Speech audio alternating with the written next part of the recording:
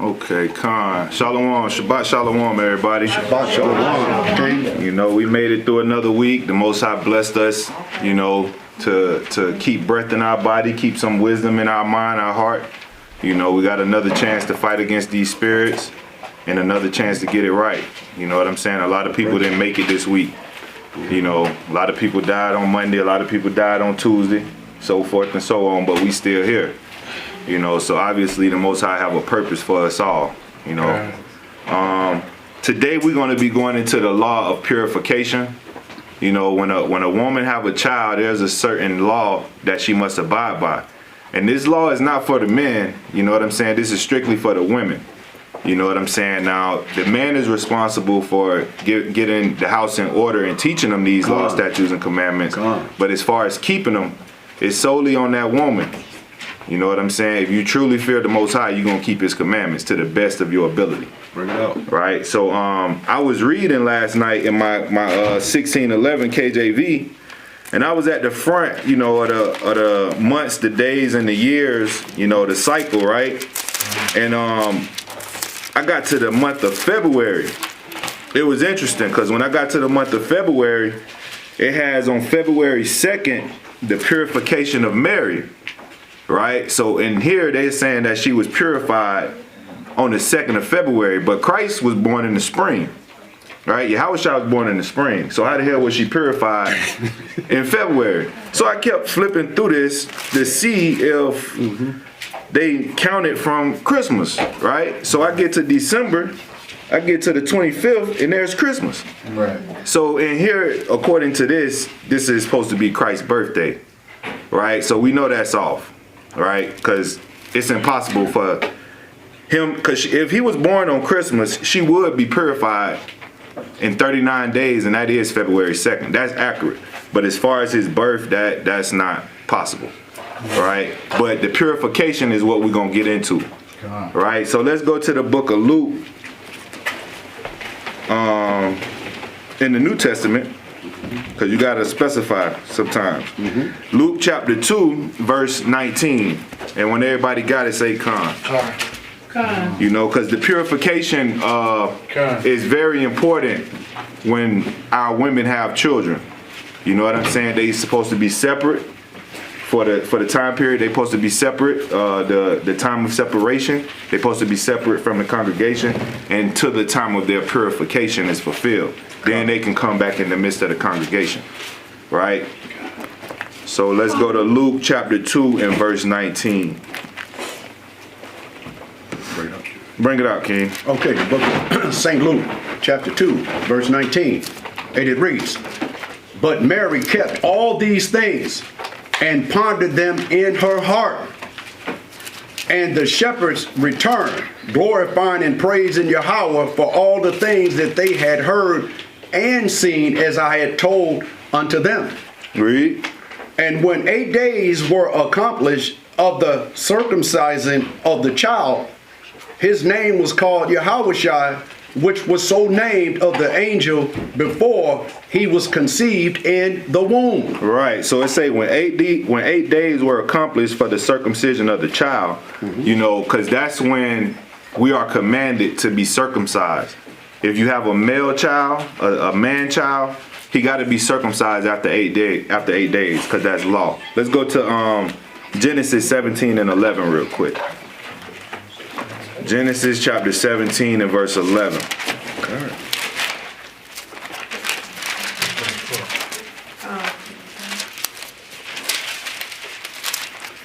All praises to the Most High for, you know, breaking the seal off these scriptures so we can understand what he was saying to us, man. Okay.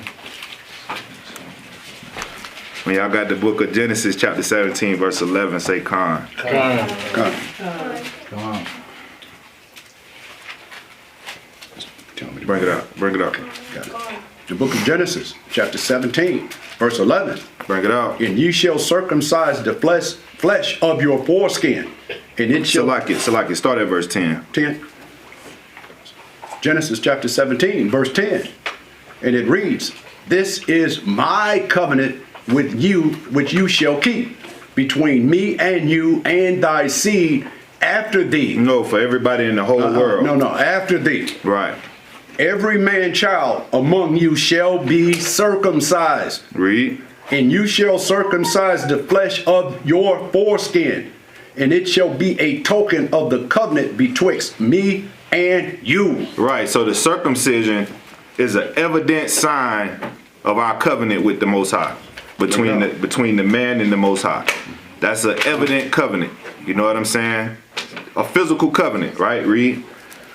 And Shalaki, and he that is 8 days old shall be circumcised among you. How many days old? 8 days. Right. So that's the day after her purification.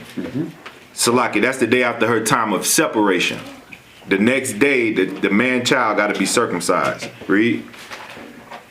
Every man child in your generation, he that is born in the house or bought with money of a stranger, which is not of thy seed. Right. So that's it on that. We can go back to Luke 2 and verse 22. But I was just getting the point that Mary was following the commandments of the Most High. Right? She was keeping Torah. She was keeping the law. Right? Everybody in this New Testament, they only had the Old Testament to deal with. They only had the Torah and the prophets. Nobody in the New Testament read the New Testament. Right? Just to get that clear. When everybody got verse 22, say con. Yeah, and a circumcision is cutting away the flesh, you know, and it's an evident sign of the covenant. Right. You know what I'm saying? And that's with the, you know, the physical aspect of it, because now there's a spiritual circumcision as well. More so with the old covenant, you're cutting away the flesh, right? You're cutting away a piece of the flesh. And it's on our procreation part of our body. You know what I'm saying? So you really got to meditate on that. It's something that the Most High was trying to tell us with cutting away our foreskin. You know, and then on the spiritual side of circumcision, you still cutting away at that flesh. You know what I'm saying? That sexual desire, that lustful spirit, you cutting away at that in the spirit. You know what I'm saying? So get that in 22, King. Okay. Bring it up. Bring it up. The book of St. Luke, chapter 2, verse 22. And it reads, and when the days of her purification, according to the law of Moses, were accomplished, they brought him to Jerusalem to present him to the Lord. Right? So it says, and when the days of her purification according to the law of Moses were accomplished. Right? So if the Old Testament done away with, you know, they won't really go into this in the church because the Old Testament done away with. But we don't believe that over here. So we're going to go to the Old Testament to validate what this talking about. Let's go to Leviticus chapter 12. All right, Leviticus chapter 12, and we're going to start at verse 1. When everybody got it, say con. Y'all quick on them swords, man. I ain't even there yet. Yeah, bring it out. That's what I'm talking about. That's what I'm talking about. Yeah. Hey. Keep reading, brother. Keep reading, brother. Keep reading. Con. Right? Yeah, and this is important, man, because if our women don't know this stuff, our women not going to keep it. And if we don't know it, to tell them, you know, they definitely not going to keep it. So we got to learn this stuff, and we got to teach our women the right way to deal with childbirth and being purified, you know? Bring it out. Bring it out, King. Right? This is the book of Exodus, chapter 12, verse 1. And the Lord Yahweh spoke unto Moses and Aaron in the land of Egypt, saying, Hold on. my bad. Shalakia. Hey, it was almost there. Hey, it was basically saying the same thing. My bad. Basically saying the same What thing. happened to me, man? Shalakia, man, I'm sorry, brother. I done threw the whole program off. No. My bad. I got it. I don't know what I was thinking. I got you. Because it's saying the Lord's word. Hey, it's saying the same thing. Leviticus 12 and 1. Yeah. Shalakia. I'm on now. Okay. That's about the same thing, huh? Mm-hmm. Yeah. That was the spirit, though. Yeah, that was the spirit right there. What he was in? Numbers? Leviticus. That was it. I was Exodus, man. Okay. I don't know where. I didn't really just went off. Con. Okay, I'm ready when you are. Leviticus 12:1. Bring it out. Okay, all right, let's get it right this time. The book of Leviticus, chapter 12 and verse 1. And it reads, And the Lord spoke unto Moses, saying, Speak unto the children of Israel, saying, No, speak unto everybody in the whole world. No, speak unto the children of Israel. No, speak to everybody that's participating in the Christian church on Sunday. Only to the children of Israel. Oh, okay. Saying, if a woman have conceived seed and born a man child, then she shall be unclean 7 days. For how long shall she be unclean? 7 days. All right, so that's the same time frame with a woman on her menstrual. You know what I'm saying? 7 days you will be unclean after you have a child. All right, read. Con. According to the days of the separation for her infirmity, shall she be unclean. She unclean because blood has left her body. Right? So blood is the life, you know, that's important. When blood leaves the body, a woman will be unclean to the time appointed. Read. And in the 8th day, the flesh of his foreskin shall be circumcised. Right? So that's law. Just like in Genesis, we just read that's law. That's a physical sign of the covenant. Right? That's if she have a male child. It's for the sons, right? Read. And she shall then continue in the blood of her purifying 3 days. 3 days. That's 33 days. She shall continue being separate from the congregation until her time of purification be fulfilled. So them 33 days, right? Plus the 7 days, that would be 40 days. Yeah, right? 39 or 40, depending on the cycle, right? Yeah. 39 or 40. So that's the same time period that they had in the 1611 for the day of her purification, from so-called Saturnalia or Christmas to February 2nd is 39 days, 40 days, which is correct. She was purified at that time, and it's usually a celebration when a woman is purified, because she can now be in the presence of the Most High and back around the congregation, right? Read. She shall touch no hallowed thing, Read. nor come into the sanctuary until the days of her purifying be fulfilled. So until the days of her purifying fulfilled, she can't be around the midst of the congregation. You know, she can't do all that. Now, if brothers and sisters want to go visit her on their own time, that's different. But as far as congregating with the sanctuary or touching any hallowed thing, she can't do that until the time of her purification be fulfilled. Read. 5. But if she... Salakia. And that goes for the male child. If she have a male, it's different with a female because man and woman are not equal. You know what I'm saying? We're not equal, but we can't coexist without each other. We can't have balance without the woman. The woman can't have balance without the man. We balance each other. Read verse 5. And it reads, but if she bear a maid child, that's a woman. Then she shall be unclean 2 weeks. So for 2 weeks, the woman will be unclean. Right? Not just a week, but 2 weeks. We're going to double up. Read. Okay, and it reads, as in her separation, she shall continue in the blood of her purifying 66 days. So we doubled up. It says, she shall continue in the blood of her purifying 66 days. That's 66 days. So she got to wait longer when she have a daughter. You know what I'm saying? Because, you know, basically that's like a maternity leave at work.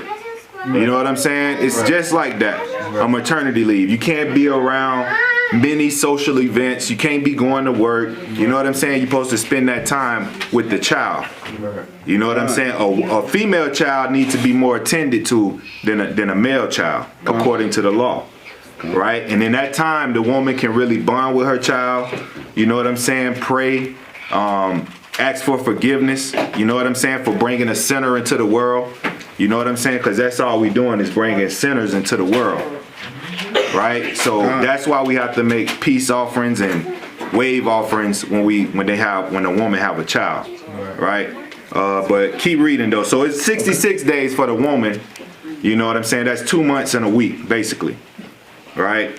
Bring it out, King. Okay. Leviticus chapter 12 and verse 6, and it reads, "And when the days of her purifying are fulfilled for a son or for a daughter, she shall bring a lamb of the first year for a burnt offering, and a young pigeon, or a turtle dove, for a sin offering unto the door of the tabernacle of the congregation, unto the priest." Right? So I'm going to read verse 6 again. It say, "And when the days of her purifying are fulfilled for a son or for a daughter, she shall bring a lamb of the first year for a burnt offering."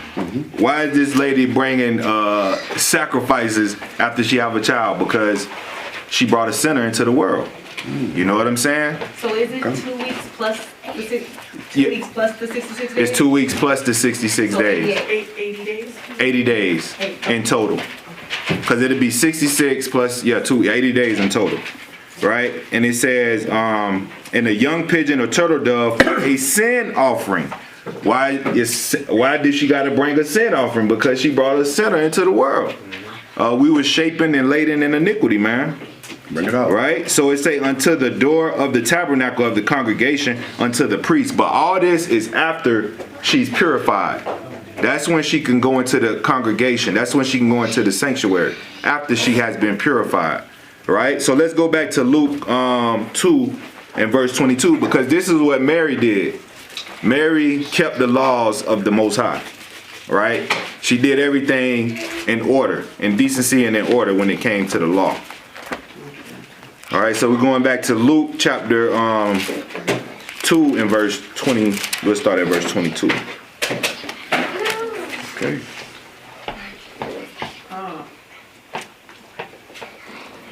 When everybody got it, say con.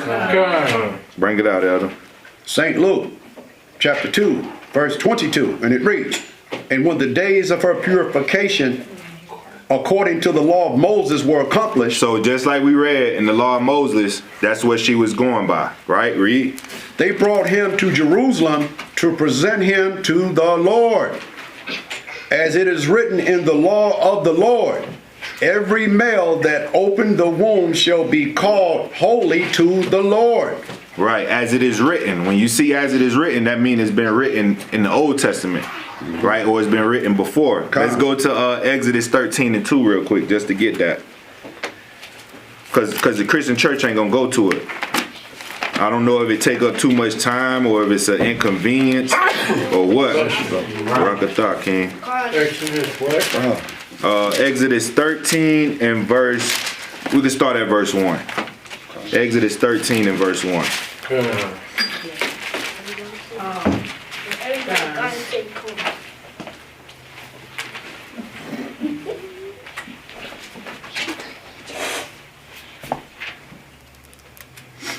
Bring it out, Elder. In the book, Exodus chapter 13, verse 1, and it reads, "And the Lord spoke unto Moses, saying, Sanctify unto me all the firstborn, whatsoever opened the womb among the children of Israel." No, amongst the children of everybody.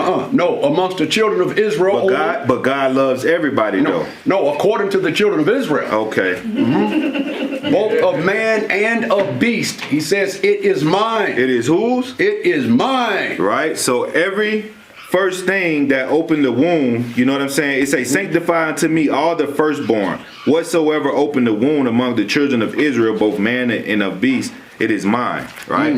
So that's just to get the context of Luke chapter 2 and verse 23, and let's go back to it. Okay. Right? Because it say, "Every male that opened the womb shall be called holy unto the Most High Yahweh." You know? Lose at it. Luke 2 and 23. You'll lose Exodus. Yeah, you can let it go. You can let it go. Gotcha.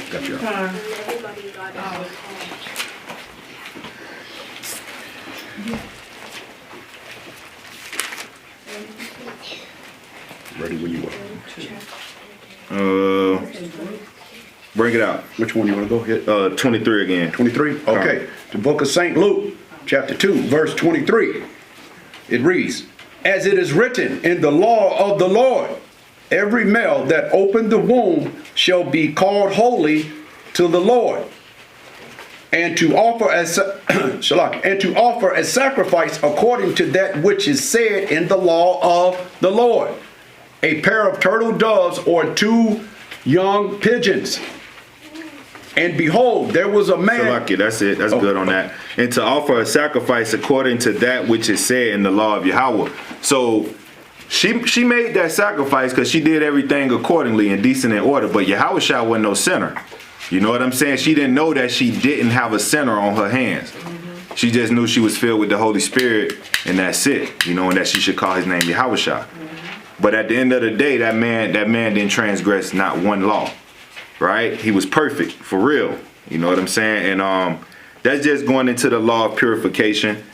And that's all I really wanted to touch into, because it's a lot of people in Israel, a lot of us in Israel who don't uphold this part of the law. You know what I'm saying? I can't say that I have ever upheld this part of the law because I didn't have too much knowledge of it. But now that I just had a daughter, you know, it makes sense now. You know what I'm saying? The Most High revealed it to me. He put it in my spirit to meditate on it, and I'm just giving y'all information that I meditated on. You know what I'm saying? So it's important that we follow the customs of our heritage, you know what I'm saying, to get more clarity and get more understanding of things. You know what I'm saying? And with that, I'd like to give all praise, honor, and glory to Yahweh Bashem Yahushua. I'm going to let the elder do his thing. Shalom. Excellent precept. Excellent precept. Okay.